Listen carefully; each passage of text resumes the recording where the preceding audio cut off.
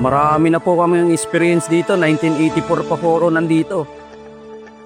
Kaya lahat ko ng mga bagyo po, ranas po namin talaga. Doon talaga, binabaa talaga po talaga sa amin. Nagpastao po talaga. Napakabilis kumangat ng tubig.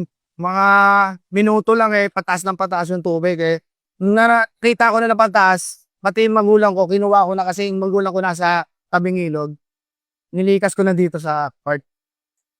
Malaking bagay po talaga yung tulong ng DSWD para po sa amin talaga dito sa mga apektado ng mga bagyo, baha. Kaya po nagpapasalamat kami, DSWD, na mayroong ngayon tong proyekto na binibigyan kami.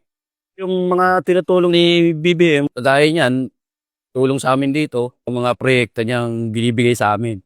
Sana hindi magbago. Sana updatean siya ng Panginoon ng balas na katawan para lahat na mga kailangan ay matulungan niya.